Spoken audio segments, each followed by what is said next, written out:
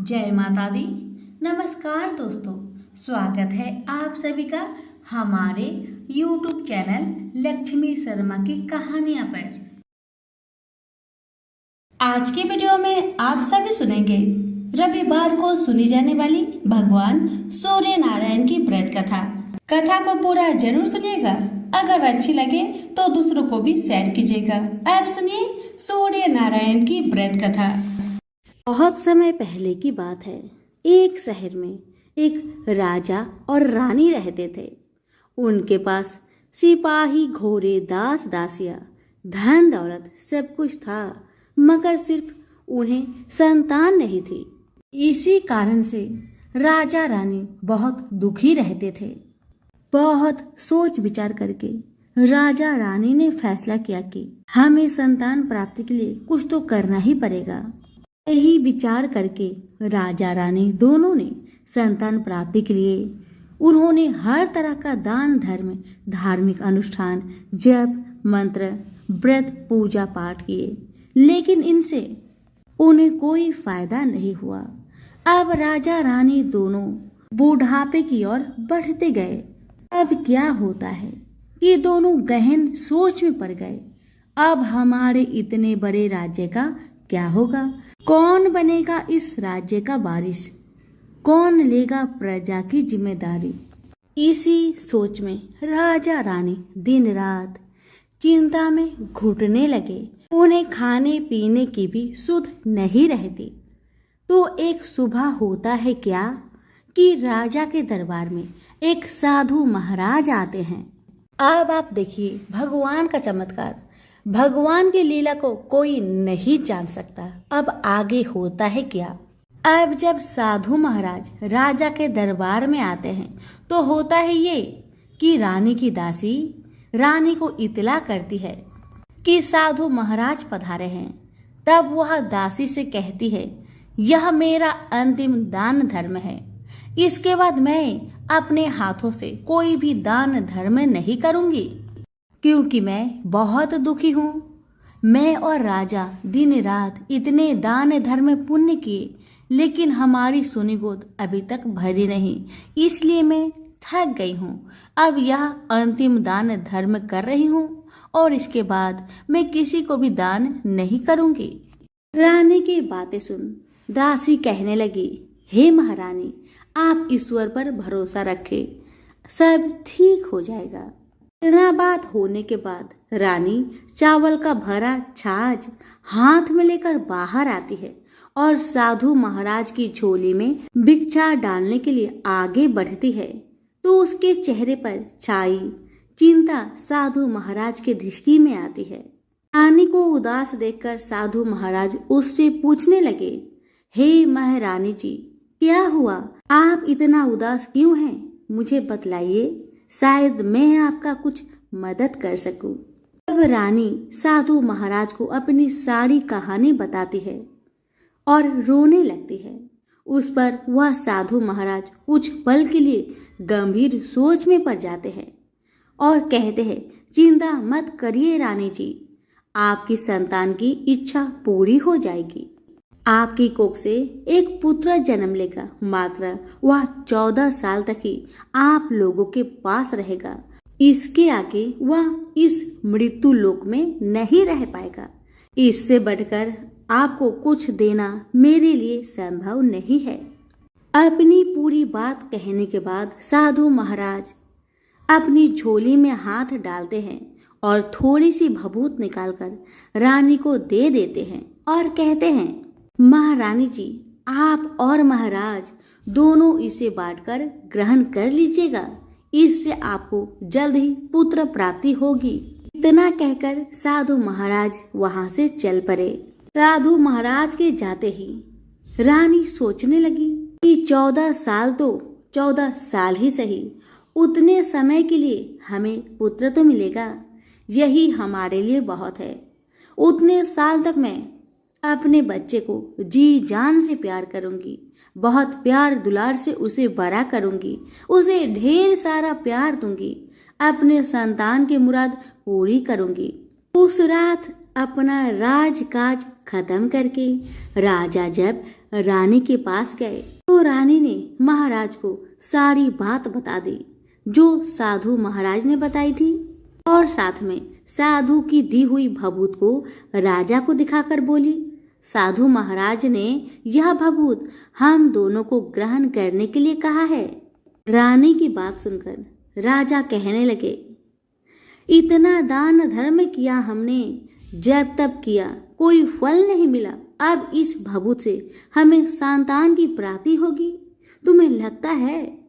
उस पर महारानी ने कहा, नहीं पता महाराज, भगवान की लीला को कौन जान सकता है। एक बार हम साधु महाराज के बताए अनुसार करके तो देखें, भगवान की क्या मर्जी है। इस पर राजा बोले, अब हमें इस भभूत से संतान की प्राप्ति होगी। उस पर रानी बोली, अब इतना सब कुछ आपने कर ही लिया, अब इसको भी करके देख लीजिए। रानी की बार बार एक ही बात कहने पर महाराज ने कहा, ठीक है रानी, तुम्हारी खुशी के लिए मैं जरूर करूंगा। तो राजा जब राजी हो गया तो फिर क्या होता है कि राजा रानी दोनों स्नान करते हैं, फिर अपने भगवान का स्मरण करते हैं, सूर्य नारायण का पूजन करते हैं और अपने पुरखों को स्मरण करते हैं, और उस साधु महाराज का नाम स्मरण करके वह भभूत दोनों बांटकर खा लेते हैं। उसके बाद दोनों निश्चित होकर सो जाते हैं। अब ऐसे ही करके दिन बीतने लगे और साधु द्वारा कहे अनुसार रानी गर्भवती हो गई। उस पर राजा रानी दोनों की खुशी की ठिकाना ना रहा। राजा ने रानी से बोला, महारानी, सचमुच साधु महाराज की तो कृपा हो गई हम पर। इसी तरह समय बीतने लगा तो 9 महीने 9 दिन और 9 घंटे पूरे होकर रानी ने एक सुंदर गोरे चिट्टे पुत्र को जन्म दिया। राजा ने बड़ी धूमधाम से पुत्र का नामकरण किया। सारे राज्य में 8 दिन तक अन्न सतपर्ण रखा गया, उत्सव मनाया गया। अब पुत्र की कुंडली देखने के लिए राज्य के सबसे बड़े विद्वान पंडित जी को बुलाया गया। तो कुंडली देखकर पंडित जी बड़े चिंतित हो गए। कहने लगे, महाराज, हमारा राजपुत्र सिर्फ 14 साल तक हमारे पास रहेगा। राजा को पहले से ही इस बात की भनक थी कि रानी को साधु महाराज ने यही बात बताया था। महाराज को साधु महाराज की सारी बात याद थी। दोनों चुप रह जाते हैं। उसके बाद राजा और रानी बड़े लाड़ प्यार से अपने बेटे की परवरिश करते हैं, उसकी हर ख्वाहिश पूरी करते हैं। पूरे समय के लिए ही सही, सूर्य नारायण ने संतान की अपनी मुराद पूरी तो कर दी, इससे वे समाधान मानते थे। राजपुत्र दिन प्रतिदिन बड़ा होता है। जब वह 7 साल का हो जाता है तो राजा एक दिन अच्छे गुरु की नियुक्ति करके उसे पढ़ाई लिखाई, राजशास्त्र, शस्त्र विद्या, घोड़सवारी इत्यादि 12 विद्याओं का शिक्षण देते हैं। जब वह सब शास्त्र विद्या में पारंगत हो जाता है और 12 साल की उम्र का हो जाता है, तब एक अच्छी सी राजकन्या खोजकर उसकी शादी कर देते हैं। शादी के जब 2 साल बीत जाते हैं, बेटा 14 साल का हो जाता है। एक दिन राजपुत्र राजा से कहता है, पिताजी, मैं अपना सारा राज्य घूमकर देखना चाहता हूँ। आज तक मैंने सिर्फ इस राजबाड़े के अतिरिक्त कुछ भी नहीं देखा। बेटे की बात सुनकर राजा चिंतित हो जाते हैं, क्योंकि पुत्र को 14वां साल शुरू हुआ था। अब कोई अनहोनी होने का वक्त नजदीक आ पहुंचा था, लेकिन राजा ये सब बातें पुत्र को बता नहीं सकता था। वह क्या करता है कि चेहरे पर खुशी लाकर बेटे से कहता है, हाँ बेटा, जरूर जाओ बेटा, तुम्हें अपना सारा राज्य घूमकर देखना चाहिए। कहाँ क्या है ये सब जानना चाहिए, क्योंकि कल मेरे बाद तुम्ही को तो राजा बनना है। मात्र एक बात का ध्यान रखना, तुम जहाँ जा रहे हो, क्या कर रहे हो, ये बात तुम अपनी पत्नी को नहीं बताना। पुत्र कहता है, ठीक है पिताजी, आपने जैसा कहा मैं वैसा ही करूँगा। अब क्या होता है कि राजपुत्र दिन भर अपनी पत्नी के साथ मौज मस्ती करता है, खुशियां मनाता है और रात को ठीक 12 बजे बिस्तर से उठकर बाहर चला जाता है। फिर पौ फटने से पहले वापस अपने महल में आकर सो जाता है। ऐसे बहुत दिनों तक चलता रहा। अब पुत्र का 14वां साल खत्म होने में कुछ ही दिन बाकी रहते हैं। इतने में क्या होता है कि उसकी पत्नी यानी छोटी रानी रात में जाग जाती है। वह देखती है कि बिस्तर पर राजपुत्र है ही नहीं। वह महल में सब जगह देखती है, राजपुत्र कहीं भी नजर नहीं आते। तो वह क्या करेगी, किससे कहेगी? वह चुपचाप रहती है। फिर सुबह होने पर वह देखती है कि उसका पति अपनी जगह में सोया हुआ है। छोटी रानी अपने पति से कुछ पूछती, लेकिन दूसरी रात भी वैसा ही होता है, तीसरी रात भी, चौथी रात भी, ऐसे बहुत दिन तक चलता है। रानी बहुत ही चिंतित हो जाती है। आखिर मेरे पतिदेव रात को कहाँ जाते हैं, किससे मिलने जाते हैं? रानी के मन में ढेर सारे सवाल उठते हैं, लेकिन उसे पूछने में डर लगता था, शायद राजकुमार गुस्सा ना कर बैठे। फिर उसने सोचा सास ससुर से पूछने के बारे में, तो उसकी कुल मर्यादा बीच में आ जाती थी। तो इस तरह मन ही मन वह घुटती रही। इस हालत में उसे खाने पीने में कोई दिलचस्पी नहीं होती। बेचारी पति की चिंता में दुबली पतली होती रही। एक दिन की बात है, उस राज्य में एक फूल बेचने वाली बूढ़ी मालिन थी। वह हमेशा छोटी रानी को फूल देने उसके महल में आती थी। उस बुढ़िया का ध्यान छोटी रानी पर जाता है। वह उससे पूछती है, बेटी तुम्हें किस बात का दुख है? तुम इस तरह सूखकर काटा क्यों होती जा रही हो? बूढ़ी अम्मा की बातें सुनकर छोटी रानी कहने लगी, क्या बताऊं तुम्हें अम्मा, तुम्हारा राजपुत्र हर रात बिस्तर पर से उठकर कहीं चला जाता है और सुबह भोर होते ही वापस आकर सो जाता है। वह कहाँ जाता है? प्रेमिका से मिलने जाता है क्या? यह सोचकर मैं अन्न जल ग्रहण नहीं कर पाती और सूख सूख कर काटा होते जा रही हूँ। छोटी रानी की बातें सुनकर बूढ़ी अम्मा कहने लगी, मैं तुम्हें एक उपाय बताती हूँ बेटी। तुम ऐसा करना कि आज रात तुम सोना ही मत। आज तुम राजपुत्र के पीछे जाकर देखना कि वह कहाँ जाता है, क्या करता है, उसकी अच्छे से पहरेदारी करना। पर छोटी रानी ने कहा, बूढ़ी अम्मा मुझे नींद आ गई तो मैं क्या करूंगी? इस पर बूढ़ी अम्मा ने छोटी रानी को बताया, बेटी तुम्हें नींद न आए इसलिए एक काम करना, अपने बाएं हाथ की उंगली में एक जख्म करना, उस पर थोड़ी सी लाल मिर्ची छिड़क लेना। उससे तुम्हें बड़ी जलन होगी और उस पीड़ा से तुम्हें रात भर नींद नहीं आएगी। रानी ने बूढ़ी अम्मा के कहे अनुसार करती है। उंगली की जलन से छोटी रानी को बड़ी देर तक नींद नहीं आती, लेकिन बाद में वह सो जाती है। दूसरे दिन सुबह बूढ़ी अम्मा फूल लेकर उसके महल में पहुंची और पूछने लगी, क्या हुआ बेटी, देख पाई कि तुम्हारा पति कहाँ जाते हैं? तब छोटी रानी कहती है, नहीं अम्मा नहीं, पहले कुछ समय जलन के कारण मुझे नींद नहीं आई, पर कुछ देर पश्चात मैं सो गई। अब बूढ़ी अम्मा कहती है, कोई बात नहीं बेटी, आज तुम उंगली पर पहले से थोड़ा बड़ा जख्म करना और ज्यादा मिर्च लगाना। अब छोटी रानी वैसा ही करती है, परंतु वह सिर्फ पति के बिस्तर से उठकर बाहर निकलने वक्त तक जाग पाई थी। वह उसके पीछे नहीं जा सकी क्योंकि उस समय उसकी आंखें मूंद गई थी। दूसरे दिन जब सुबह बुढ़िया आती है तो बूढ़ी अम्मा के पूछने से पहले ही रानी रो रो कर कहती है, अम्मा मैं आज भी उनकी पहरेदारी ठीक तरह नहीं कर पाई।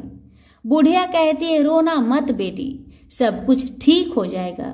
तुम आज रात जख्म और बड़ा करना और उस पर पहले से ज्यादा मिर्च छिड़कना। और एक काम करना बेटी, जब वह राजकुमार जाने के लिए निकलता है तो उसका रास्ता जरूर रोकना। बूढ़ी अम्मा ने जैसा बताया रानी ने वैसा ही किया। आज रात उसे नींद नहीं आती। पति रात 12 बजे बिस्तर से उठकर जब महल से निकलने के लिए चलने लगा तो वह बुढ़िया ने जैसा बताया वैसा ही करती है। वह फौरन दौड़ कर जाती है और अपना पति का रास्ता रोकती है और कहती है, आप कहाँ जा रहे हो? किससे मिलने जा रहे हो? मुझे बताओ।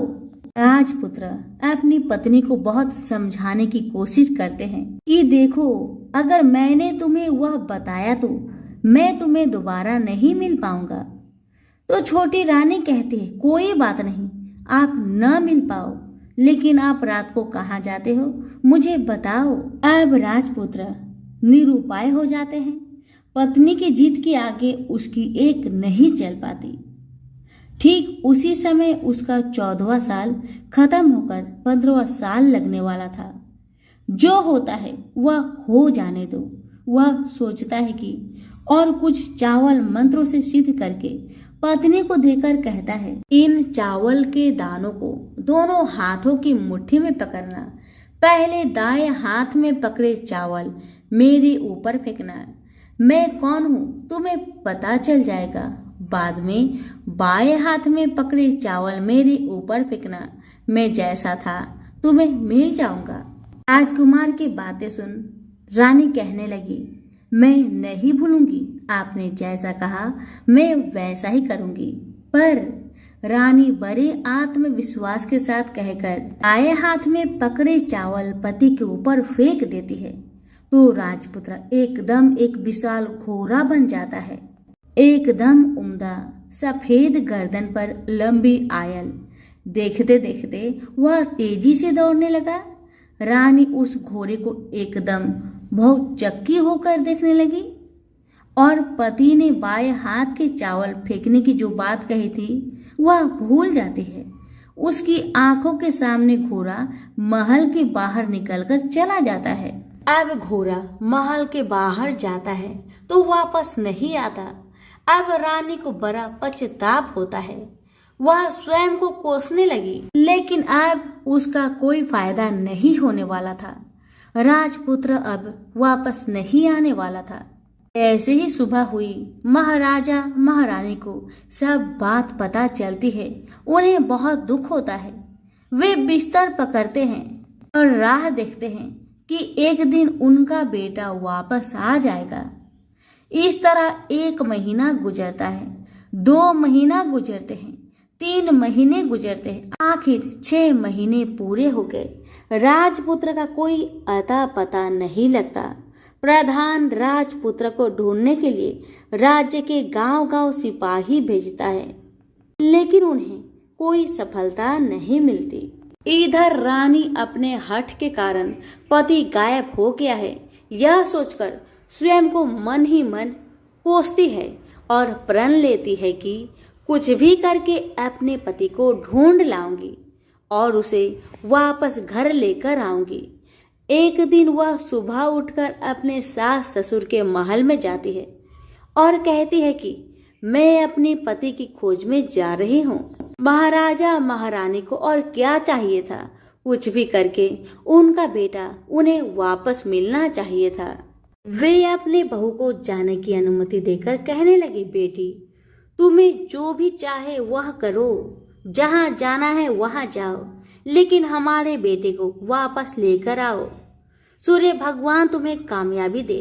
अब रानी क्या करती है कि अपना शाही भेष बदलकर एक सेठानी बन जाती है और अपने साथ कुछ दास दासियों को, कुछ नौकरों को साथ में ले जाती है। कुछ सामान साथ लिया और राज्य की सीमा पर जाकर वहां एक भोजनालय खोल दिया। वहां आने वाले सब यात्रियों को खाना मुफ्त में देने लगी। मात्र शर्त ये थी कि खाने वाले को उसकी देखी कोई अजीब चीज उसकी मालकिन को यानी राजकन्या को बतानी पड़ेगी। तो वहां आने वाला हर नागरिक अपनी तरफ से मैंने ये देखा, मैंने वो देखा कहकर मुफ्त में खाना खाकर चले जाते थे। परंतु रानी को जो बात चाहिए थी वह अब तक नहीं मिली थी। ऐसे ही कुछ दिन बीत गए तो इधर क्या होता है कि रानी के महल फूल लेकर जाने वाली बुढ़िया के एक बेटा और बहू थे। उनका एक छोटा बेटा था, यानी बुढ़िया का एक पोता था। तो बेटा और बहू सुबह काम के लिए निकलते थे तो पोते को संभालने की जिम्मेदारी बुढ़िया पर रहती थी। बुढ़िया दिन भर पोते को संभालती थी। एक दिन होता है क्या कि बुढ़िया को पान खाने की आदत थी, तो पान लगाने के लिए चूना चाहिए था। वह उसे तैयार करने के लिए सीपियाँ लेकर आई। इन सीपियों भूनने के लिए गोबर के कंडे चाहिए। कंडे इकट्ठे करने के लिए बांस की टोकरी लेकर चरवाहे के मैदान पर गई। वहां बहुत सारे कंडे थे। उन्हें जमा करते करते उसे घर आने में अंधेरा हो गया। इधर और शाम होते ही काम से वापस बेटा बहू घर पहुंचते हैं तो देखा कि बच्चा घर पर अकेला है और रो रहा है। वह दोनों गुस्से से लाल पीले हो गए। इतने में बुढ़िया घर आ पहुंची। बेटा ने पूछा, पोते को घर पर अकेला छोड़कर तुम कहाँ गई थी? बुढ़िया बताने लगी कि मैं गोबर के कंडे इकट्ठे करने गई थी। इस पर बेटा बोला, दोबारा बच्चे को अकेला घर पर छोड़कर यदि कहीं गई तो मैं तुम्हें पीटूंगा। इस पर बुढ़िया कहने लगी, नहीं बेटा नहीं, फिर कभी ऐसा मैं नहीं करूंगी। लेकिन दूसरे ही दिन बुढ़िया वह बात भूल गई और फिर चरवाहे के मैदान पर कंडे इकट्ठा करने चली गई। शाम को जब बेटा बहू काम से वापस लौटे तो देखते हैं कि बच्चा घर पर अकेला है और वह रो रहा है। अब उसके बेटे की सहन शक्ति खत्म होने लगी और बुढ़िया के वापस आने पर उसे घर से निकाल दिया। बुढ़िया रात भर घर के बाहर अंधेरी में बैठी रही और सुबह होते ही हाथ में टोकरी लेकर कंडे इकट्ठा करने के लिए निकल गई। उस दिन उस पर कंडे इकट्ठे करने की मानो पागलपन सवार थी। कंडे इकट्ठा करते करते कब अंधेरा छा गया उसे तो मालूम भी नहीं चला। उसे जब ध्यान आया तो गांव का रास्ता भी ठीक तरह से दिखाई नहीं दे रहा था। वह अंधेरे में आंखें फाड़कर देखती देखती किसी तरह आगे निकल पड़ी तो क्या होता है कि एक कपिला गाय छन छन की आवाज करते, गले की घंटी बजाते ठुमक ठुमक कर उस मैदान पर आ गई। उसे देखकर बुढ़िया सोचने लगी कि इस गाय के पीछे पीछे जाऊंगी तो मैं गांव तक पहुंच जाऊंगी। तब बुढ़िया उसके पीछे पीछे जाने लगी। अब वह गाय क्या करती है कि उस मैदान से लेकर एक एक करके 6 मैदान पार करती है। आखिर में वह 7वें मैदान पर पहुंची तो क्या होता है कि उस मैदान पर एक बड़ा सा पत्थर था। गाय जाकर उस पत्थर को अपना सींग मारती है। सींग मारा तो वह पत्थर दूर हट गया और पाताल में नीचे जाने की सीढ़ियां दिखाई देने लगी। तब वह गाय उन सीढ़ियों से उतरकर नीचे जाने लगी। बुढ़िया वह सब देखती रही और झट से जाकर गाय की पूंछ पकड़ लिया। पूंछ पकड़कर वह गाय के साथ नीचे पाताल में पहुंच गई। पाताल में पहुंचते ही तुरंत गाय को छोड़ दी और इधर उधर देखने लगी। वहीं से बूढ़ी माई ने देखा कि पाताल में सब जगह जगमगाहट है, दिया दीप जलते हैं और तेज रोशनी गाय के ऊपर पड़ती है और वहां अद्भुत घटनाएं घटने लगी। गाय के नीचे जाते ही उसके गले में अपने आप साकल पड़ गई और छम छम करके कोई दुधारी में गाय का दूध दुहाने लगी। लेकिन जो भी कोई वह कर रहा है वह मात्र दिखाई नहीं दे रहा। बुढ़िया बहुत घबरा गई, कहाँ आकर फंस गई, इस तरह से सोचने लगी और यहाँ वहां छिपने के लिए जगह ढूंढने लगी। लेकिन उसे कहीं भी जगह नहीं मिली। हर जगह उजाला ही उजाला था। तो वह यूं एक कोने में खड़ी रह गई और जो कुछ सामने हो रहा था उसे चुपचाप देखने लगी। कुछ पल के बाद वहां झट से एक उम्दा सफेद घोड़ा आया। वहां 2 कुंड थे। उसमें से एक कुंड में उस घोड़े ने छलांग लगाई और ऊपर आ गया। अब उसे राजपुत्र का रूप प्राप्त हो गया था। राजपुत्र बनने के बाद उसने दूसरे कुंड के पानी में स्नान किया। वहां रखे नए कपड़े पहने। नजदीक ही एक सुंदर पलंग था। उस पर आकर वह बैठ गया। उसके सामने अपने आप 5 पकवान की थाली आ गई। दूध की एक प्याली आ गई। पान सुपारी आ गए। उसके सामने एक दिया जलता रहा। राजपुत्र ने खाना खाया, दूध पिया, पान सुपारी खाया और बिस्तर पर लेट जाने से पहले सूर्य देव का स्मरण करके सामने जलते दिए से पूछा, दिए दिए दीपंकर, मेरे माता पिता क्या कर रहे हैं? राजपुत्र की बातें सुन दिया बताने लगा कि आपके माता पिता शोक में डूबे हैं। तब राजपुत्र फिर से दिए से पूछने लगा, दिए दिए राज्य कौन संभाल रहा है? तो दिया बताने लगा, प्रधान संभालता है। तब राजपुत्र ने फिर से पूछा, मेरी पत्नी क्या करती है? तो दिया बताने लगा, उसने चौराहे पर भोजनालय शुरू किया है और आते जाते लोगों से वह नई खबर के बारे में पूछती है। दिए के यह कहते ही राजपुत्र कहने लगा, ठीक है। उसके बाद वह सो गया। बुढ़िया कोने में खड़ी रहकर यह सब देखती रही। ऐसी अद्भुत घटना उसने जिंदगी में पहली बार देखी थी। उसे अंदर ही अंदर चुलबुलाहट होने लगी। वह अपनी भूख प्यास भी भूल गई और आगे क्या होता है कि उसे उत्सुकता पूर्वक देखने लगती है। लेकिन उसके बाद और कुछ घटनाएं नहीं घटती। रात गुजर गई और सुबह भी हो गई। सुबह होने पर पलंग पर सोया राजपुत्र उठा और फिर से पहले वाले कुंड में छलांग लगाई। तो अब वह फिर से घोड़ा बनकर कुंड से बाहर आ गया। बाहर आते ही वह तेजी से उस पाताल नगरी से बाहर निकल गया। लेकिन वह कहाँ गया, बुढ़िया को कुछ पता नहीं चला। उसके बाद पिछली रात की तरह कोई उस गाय का छम छम करके दूध दोहने लगा। जैसे ही दूध दोहना खत्म हुआ, उसके गले की साकल अपने आप खुल गई और वह गाय तेजी से ऊपर जाने वाली सीढ़ियों की ओर भागने लगी।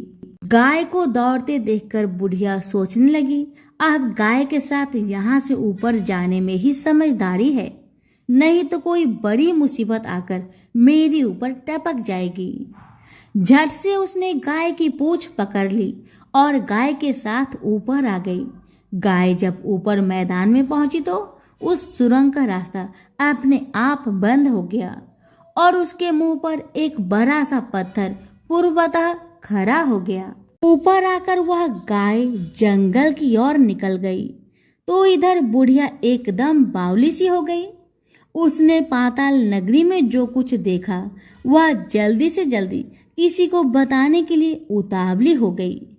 उसे एकदम याद आया कि नगर की सीमा पर कोई औरत भोजनालय चलाती है और कोई नई बात बताने वाले को अच्छा खाना पीना मुफ्त में देती है। अब बुढ़िया सोचने लगी कि क्यों ना मैं यह बात उस औरत को जाकर बताऊं। यदि उसे यह बात पसंद आ गई तो बाकी जीवन खाने पीने की झंझट से मुक्ति मिलेगी। बुढ़िया ने मन में तय किया और तुरंत उस भोजनालय के द्वार पर टंगे नगारे के सामने खड़ी हो गई और जोर जोर से नगारा बजाना शुरू कर दिया।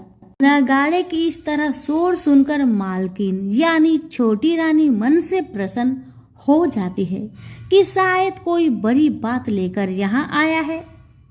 रानी सिपाहियों को आदेश देती है, जाए और जो कोई आया है उसकी अच्छी खातिरदारी कीजिए। आदेश पाते ही सिपाही नीचे दौड़ गए तो एक बुढ़िया नगारा बजा रही है। उन्होंने पूछा, क्यों रे बुढ़िया, क्या हुआ, क्यों नगारा बजा रही है?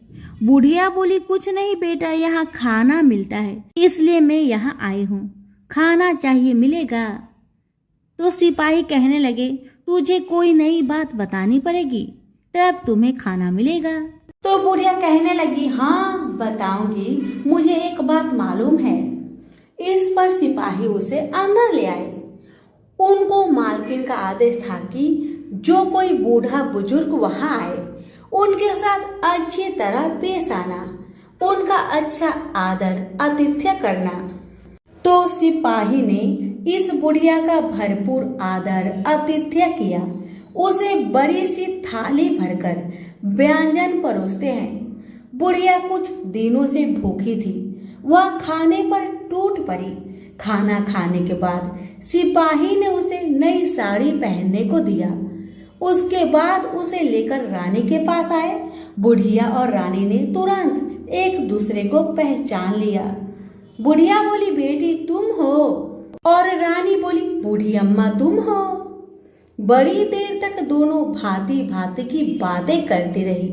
आखिर कुंवरनी बुढ़िया से कहने लगी, बूढ़ी अम्मा आप बताओ तुमने क्या नई बात देखी है? बूढ़ी अम्मा कहने लगी, नई बात? मैंने तो कोई नई बात नहीं देखी है। वह तो मेरे पास तुम्हें देने के लिए खाने के लिए पैसे नहीं थे, इसलिए मैंने झूठ कहा और नगारा बजाया।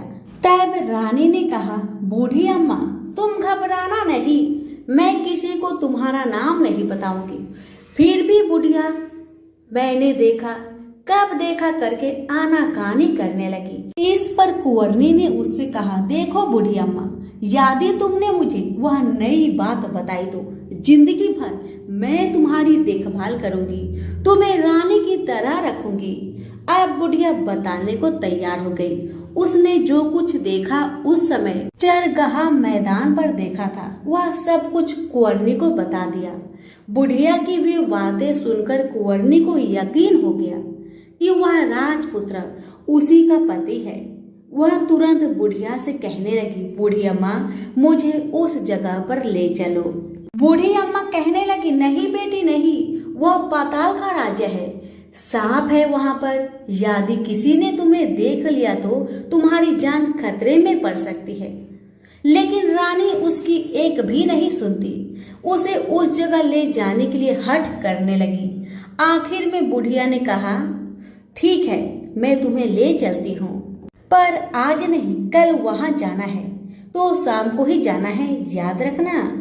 तो दूसरे दिन दोपहर को रानी बुढ़िया के साथ उस मैदान पर गई और एक जगह छुपकर गाय के आने की राह देखने लगी। दिन ढलते ही अंधेरा घेरने लगा और गाय हमेशा की तरह वहां आ गई। मैदान के उस कोने में जाकर उसने पत्थर पर सींग मारा तो झट से पत्थर हटकर वहां सुरंग में जाने का रास्ता खुल गया। गाय उस रास्ते से नीचे उतरने लगी तो बुढ़िया रानी से कहती है, जल्दी आगे बढ़ो बिटिया, हम गाय की पूंछ पकड़कर नीचे उतरेंगे। तो दोनों गाय की पूंछ पकड़कर नीचे उतर गई। बुढ़िया पहले जिस कोने में छिपी थी उस कोने में छिप गई। अब नीचे सब कुछ पहले जैसा घटित हो रहा था। गाय के गले में अपने आप शकल पड़ गई। कोई अदृश्य रूप से उसका दूध दोहने लगा। एक सफेद उम्दा घोड़ा ने आकर एक कुंड में छलांग लगाया तो राजपुत्र के रूप में ऊपर आया। वह राजपुत्र दूसरे कुंड में नहाने लगा। बाद में उसके सामने खाने की थाली आ गई, दूध की प्याली आ गई, पान सुपारी आ गया। राजपुत्र सब कुछ ग्रहण करके सोने के लिए पलंग पर गया तो सोने से पहले सूर्य देव का स्मरण करके वह दिए से पूछने लगा, दिए दिए दीपंकर, मेरे माता पिता क्या कर रहे हैं? तो दिया कुछ जवाब नहीं देता बल्कि वह पूछने लगता है। तब राजपुत्र को कुछ अघटित हुआ।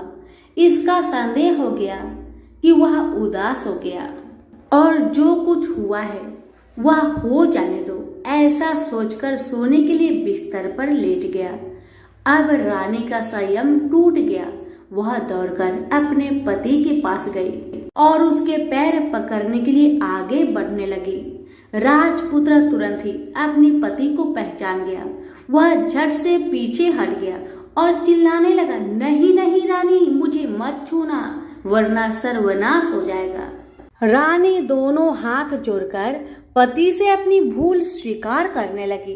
स्वामी, मुझसे भूल हो गई। मुझे आपसे नहीं पूछना चाहिए था कि आप रात को कहाँ जाते हो। मैं अपनी भूल स्वीकार करती हूँ। मुझे मेरी भूल की सजा मिल गई है। अब आप घर चलिए। आपके वियोग में आपके माता पिता ने बिस्तर पकड़ लिया है। आपकी प्रजा भी बहुत दुखी है। उस पर राजपुत्र कहने लगा, वही तो एक बार तुम गलती कर बैठी हो, अब दोबारा मत करना, नहीं तो अब मैं तुम्हें जो दिख रहा हूँ वह भी नहीं दिखूंगा। रानी अब विलाप करने लगी, जोर जोर से जमीन पर सिर पटकने लगी। राजपुत्र के मन में उसके प्रति दया उत्पन्न हो गया। वह उससे कहने लगा, यदि तुम मुझे पाना चाहती हो तो तुम्हें एक काम करना होगा। काम बड़ा कठिन है, लेकिन वह तुम्हें अकेले करना होगा। तब छोटी रानी ने कहा, कहो स्वामी, कितना भी कठिन काम हो मैं वह पूर्ण करूंगी। रानी कहने लगी। इस पर राजपुत्र ने उसे बताया, इस पाताल से ऊपर जाते ही तुम्हें एक घना जंगल नजर आएगा। ऐसे 6 जंगल पार करने के पश्चात 7वां जंगल मिलेगा। वह जंगल सबसे घना है। उस जंगल में बीचों बीच एक पीपल का पेड़ है। उसके आस पास की जगह पत्ते, फंदे, जटाएं, कांटे इत्यादि से ढक चुकी है। वहाँ बाघ, शेर, भालू, सांप, धामा, चौकड़ी बैठी है। तुम्हें उन सब को भगाकर वह जगह साफ करनी है। उसकी गोबर से लिपाई करके पवित्र बनाना है। रंगोली से सजाना है। उसके बाद वहाँ धूप, कपूर, अगरबत्ती जलानी है। फूल, कुमकुम से पेड़ की तने की पूजा करनी है। दूध, दही से बने चावल का भोग लगाना है। ये सब तुम्हें दोपहर का 12 बजने से पहले करना है। 12 बजने के समय तुम्हें उस जगह पर बैठकर सूर्य भगवान का ध्यान करना है। ठीक 12 बजे सूर्य भगवान का रथ वहां उतरेगा। वह सब देखकर खुश हो जाएंगे और कहेंगे, जिस किसी ने यह सब किया है उसे मैं मनचाहा वरदान दूंगा। फिर तुम उनके सामने जाकर उनके दाहिने रथ का घोड़ा मांगना, मैं तुम्हें मिल जाऊंगा। इतनी बात कहकर राजपुत्र अपने पलंग पर सो गया और छोटी रानी भोर होने की राह देखने लगी। भोर होते ही वह बुढ़िया के साथ गाय की पूंछ पकड़कर ऊपर आ गई। ऊपर आने के बाद वह बुढ़िया से कहने लगी, अम्मा, अब मैं अकेले ही आगे जाऊंगी, तुम भोजनालय वापस जाओ। वह जंगल में जाकर राजपुत्र की बताई जगह ढूंढने लगी और स्वयं आरी से वह जगह साफ करने लगी। बाद में राजपुत्र ने जैसा बताया वैसी लिपाई पुताई करके वापस आ गई। दूसरे दिन पौ फटने से पहले उठी और जंगल में उस जगह पर पहुंची। वहां जाकर इत्र, गुलाब का पानी छिड़ककर वह जगह सुगंधित की। धूप, अगरबत्ती जलाकर उसे पवित्र किया और पूजा की सब सामग्री वहां तैयार रखकर सूर्य भगवान का ध्यान करने बैठ गई। जैसा कि पति ने बताया था, दोपहर को ठीक 12 बजे सूर्य भगवान का रथ उस पीपल के पेड़ पर आकर रुकेगा। अब जैसे ही सूर्य भगवान का रथ पीपल के पेड़ पर आकर रुका, ऐसे ही सूर्य भगवान ने जब रथ से नीचे देखा तो सुगंधित वातावरण देखकर वह बहुत प्रसन्न हो गए। फिर वह बोले, जिस किसी ने यह काम किया है, यहाँ आकर आज मुझसे कुछ भी मांगे मैं उसे जरूर दूंगा। रानी ने जब यह शब्द सुना तो बिना समय गवाए दौड़कर उनके सामने आ गई और उनको साष्टांग प्रणाम करके बोली, हे सूर्य भगवान, मैं वही हूँ, मैंने ही यह जगह साफ की है। सूर्य नारायण कहने लगे, अच्छा तो बताओ तुम्हें क्या चाहिए। तब छोटी रानी कहने लगी, भगवान, मुझे आपके रथ का दाहिना घोड़ा चाहिए और मुझे कुछ नहीं चाहिए। तब सूर्य भगवान बोले, नहीं नहीं, मैं तुम्हें और कुछ भी दे सकता हूँ, लेकिन यह घोड़ा नहीं दे सकता। मेरे रथ के 12 घोड़े हैं, तुम चाहो तो कोई और घोड़ा मांग लो, लेकिन यह दाहिना घोड़ा नहीं, वह मैं तुम्हें नहीं दे सकता। छोटी रानी ने एक न सुनी, वह सूर्य देव से एक ही बात बार बार कहती रही। मुझे वही दाहिना घोड़ा दे दीजिए भगवान, मुझे और कुछ ना चाहिए, वरना मैं आपके पैरों में गिरकर अपनी जान दे दूंगी। अब सूर्य भगवान धर्म संकट में पड़ गए। उन्होंने वचन दे दिया था, अब अपने वचन से पलट भी नहीं सकते थे। तो सूर्य भगवान ने कहा ठीक है, दे दिया। फिर भगवान ने कहा एक बात और भी है, देखो मैंने तुम्हें घोड़ा तो दे दिया है, लेकिन वह तुम्हें यहाँ नहीं मिलेगा, तुम्हें उसे पाताल में जाकर लाना होगा। रानी बोली पाताल में ही क्या भगवान, मैं उन्हें पाने के लिए कहीं भी जा सकती हूँ। रानी को वचन देकर सूर्य देव अपने मार्ग में चले गए और इधर रानी जंगल से अपने भोजनालय में आ गई। फिर वह बुढ़िया को लेकर उस मैदान पर गई। जल्द ही शाम हो गई। शाम होते ही वहां वह गाय आ गई और उसने सींग मारकर सुरंग का पत्थर हटाया तथा नीचे उतरने लगी। रानी और बुढ़िया जल्दी जल्दी उसकी पूंछ पकड़कर नीचे उतर गए। नीचे पाताल में सब घटनाएं पहले की तरह घटने लगी। घोड़े का एक कुंड में नहाकर राजपुत्र बन जाना, नहा धोकर पलंग पर बैठना, तो उसे खाने की थाली, दूध की प्याली आना, पान सुपारी आना। लेकिन आज एक बात नई घटी। आज 2 थाली, 2 दूध की प्याली, 2 पान सुपारी उसके सामने आए।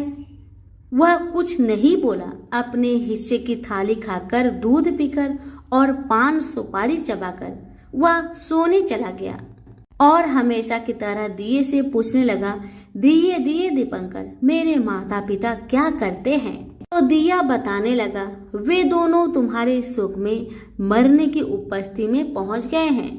ऐसा सुनकर झट से राजपुत्र की आंखों से आंसू टपकने लगे। फिर वह पूछने लगा, दिए दिए दीपंकर, मेरा राज्य कौन चला रहा है? इस पर दिए ने बताया, तुम्हारा राज्य प्रधान चला रहा है और वह सब कुछ हड़प चुका है, प्रजा पर बहुत अत्याचार कर रहा है। यह सब सुनकर राजपुत्र को बहुत गुस्सा आया। वह गुस्से में अपनी मुट्ठी भींचने लगा। अब वह पूछने लगा, दिए दिए दीपंकर, मेरी पत्नी क्या कर रही है? अब दिया कुछ नहीं बोला, चुप रहा। अब रानी का संयम जवाब दे गया। वह दौड़कर पति के गले लग गई। इस पर राजपुत्र कहने लगा, अब मैं तुम्हें मिल गया। इस पर छोटी रानी कहने लगी, आप सच कहते हो स्वामी, अब आप फिर से घोड़े तो नहीं बनोगे? राजपुत्र कहने लगे, नहीं, दोबारा मैं घोड़ा नहीं बनूंगा। तुमने जो इतने सारे कष्ट उठाए मुझे पाने के लिए, इसलिए सूर्य देव ने मुझे सदा के लिए घोड़े के जन्म से मुक्त कर दिया है। राजपुत्र ने बड़े प्यार से कहा और उसे गले लगाया, उसके आंसू पोंछे। कुछ देर पश्चात भोर हो गई तो गाय की श्रृंखला टूटकर वह ऊपर भूलोक जाने लगी। रानी, राजपुत्र और बुढ़िया उसकी पूंछ पकड़कर ऊपर आ गए। ऊपर आने पर वे सीधे भोजनालय में पहुंचे। वहां का सब सामान लोगों में बांट दिया और उसको ताला लगाकर अपने राज्य में लौट गए। राजपुत्र को वापस आता और उसके तेवर देखकर प्रधान घबरा गया। राजपुत्र ने उसे बंदी बनाकर कैद खाने में डलवा दिया और राज्य की बागडोर अपने हाथ में ले ली। उसके बाद वह अपने माता पिता को मिलने उनके महल में गया। तब राजपुत्र क्या देखता है कि उसके माता पिता उसके शोक में अस्थि पंजर बने हुए हैं। पुत्र को वापस आया देखकर मरणासन राजा रानी की आंखों से आंसू टप टप बहने लगी। इन दोनों ने पुत्र को गले लगाया, उसे प्यार से सहलाया। इतना होने के बाद उनके सेहत में एकदम सुधार आने लगी। वे अब बिस्तर से उठकर बैठ गए, पुत्र को आशीष देने लगे। राजपुत्र के आने की खबर तुरंत राज्य भर में फैल गई। प्रजा खुशी से फूले नहीं समाई। प्रजाजन राजमहल के सामने इकट्ठे हो गए। राजपुत्र ने भी उन्हें दर्शन दिए और आज से उन्हें कोई दुख नहीं पहुंचाएगा, ऐसा वचन भी दिया। अब राजा अपने पुत्र का राज्य अभिषेक करके उसे सिंहासन पर बैठाता है और बहू को महारानी का दर्जा देता है और स्वयं अपनी पत्नी के साथ ईश्वर स्मरण करते खुशी से दिन बिताता है। महाराजा बना राजपुत्र अच्छी तरह से राज्य चलाने लगा और अपनी पत्नी के साथ सुख शांति से जीवन बिताने लगा। उस बुढ़िया को रानी ने अपने ही पास रख लिया, उसकी अच्छी तरह से देखभाल करने लगी। बुढ़िया और उसके बुढ़ापे के दिन खुशी से गुजरने लगे। तो सभी मिलकर बोलिए सूर्य नारायण की जय हो। कथा अगर अच्छी लगे तो दूसरों को शेयर करना ना भूले। धन्यवाद।